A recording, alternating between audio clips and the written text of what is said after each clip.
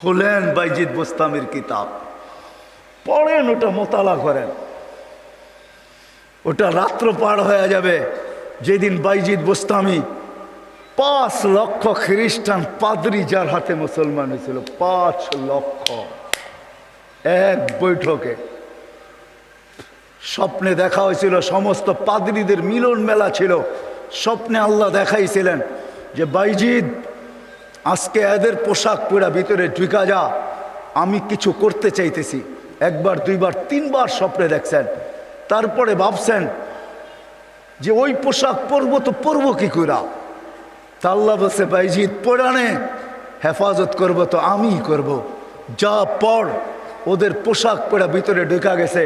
সবচেয়ে বড় পাদ্রী যখন স্টেজে বসছে তো তার চৌকি, তার চেয়ার হেলতে শুরু করছে, মুখ বন্ধ হয়ে গেছে। তো বাইজিদের সমস্ত পাদ্রীরা বলছে আপনি আমাদের পোপ, আপনি আমাদের বড়, আপনার থেকে আমরা জ্ঞান পাই, আমাদের ভিতর আলোকিত হয়, আপনি মুখ দিয়া কথা খোলেন না কেন, বলেন না কেন। তো পাদ্রী বলতেছে বলবো তো বলবো কি করে, এখানে একজন মোহাম্মদী আছে। বলবো তো বলবো কি করে, এখানে একজন মোহাম্মদী বসে আছে, যার কারণে আমার চেয়ার হেলতেছে, আমার মুখ বন্ধ হয়ে আসতেছে। সমস্ত পাদ্রীরা বলছে দেখা দেন, গর্দান উড়াইয়া দিব এক্ষণ। বলছে না, জুরুম আসছে বিদায় এটা কোনো দোষণীয় না, এই জন্য গর্দান উড়াইয়া দিবে, এটা হয় না। আমি একে পরীক্ষা করব, যদি এ পাশ করে তাহলে ছেড়া দিব, আর যদি পাশ না করে তাহলে আর গর্দান উড়াইয়া দিব। 62টা প্রশ্ন করছিলেন, 62টা। কয়টা? কয়টা? কয়টা?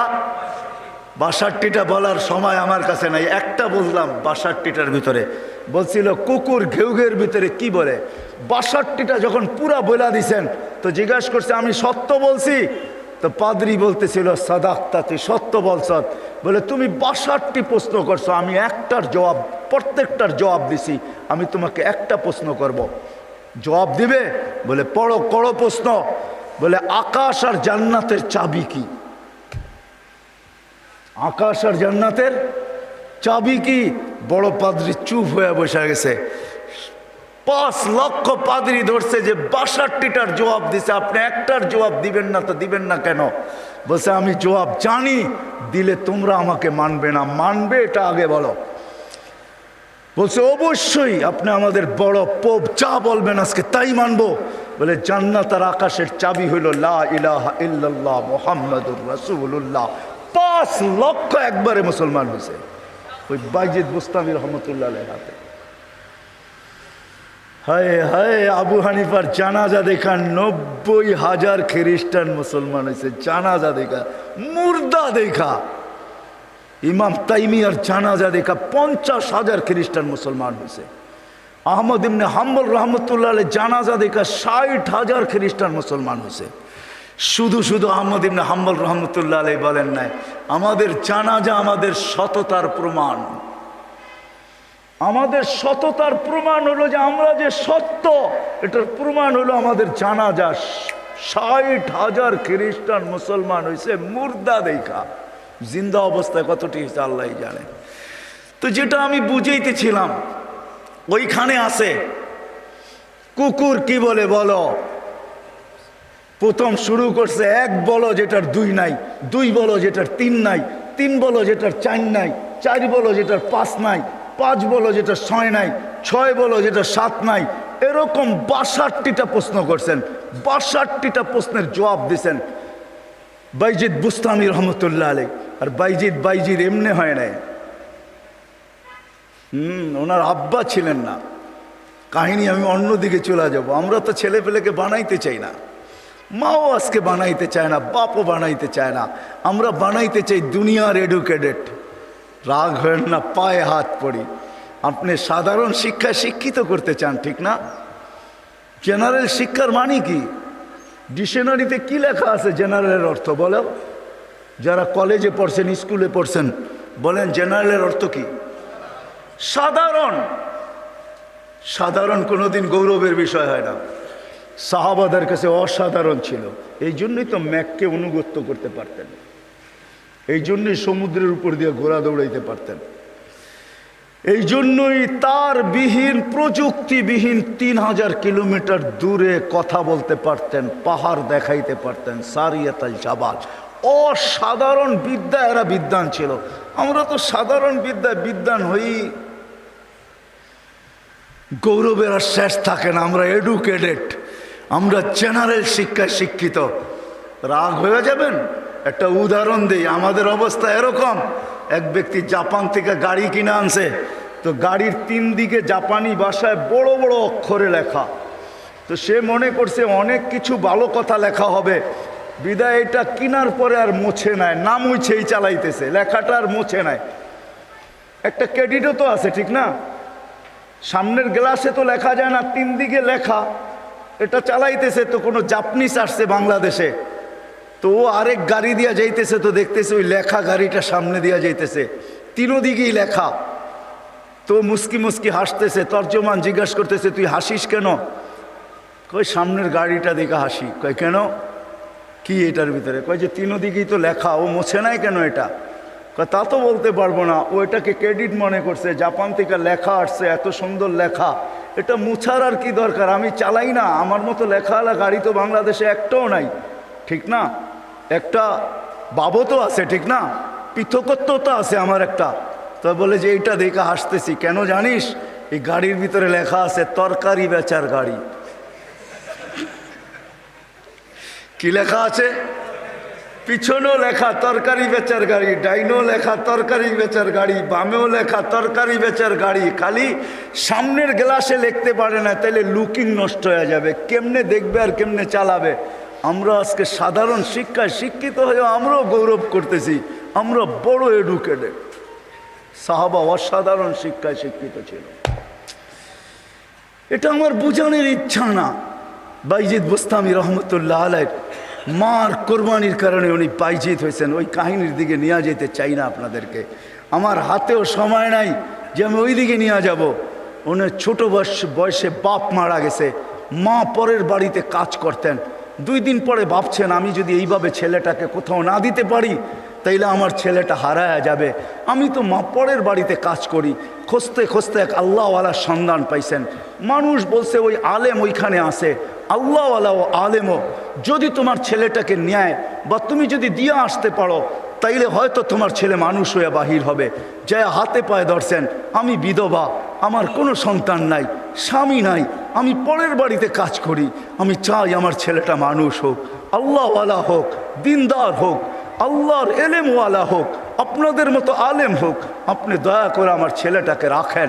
শাইখ রাজি হয়েছে, মা শর্ত দিছে, আপনি আমার ছেলেকে ওই দিন পর্যন্ত বাড়ি পাঠাইতে পারবেন না যতদিন পর্যন্ত আপনার মতো না বানায় দেন।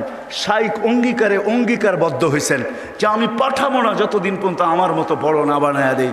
2-4 দিন পরে মাস গেছে, 2-4 মাস পরে বাইজিদ কাঁদতে শুরু করছে যে সবার বাবা আসে, মা আসে, আমার মা তো পরের বাড়িতে কাজ করে, আমার মা তো আসে না। ও শাইখ আমাকে একটু মাকে দেখতে দেন না। তো শাইখ বলছে, তোমার মার সাথে আমি ওয়াদাবদ্ধ, আমার মতো না বানানো ব্যতীত তোমাকে পাঠাবো না। বলছে না, আমি মাকে দেখতেই চাই। ছোট কচি বাচ্চা, শাইখ তার দিল ভাঙতে চান নাই।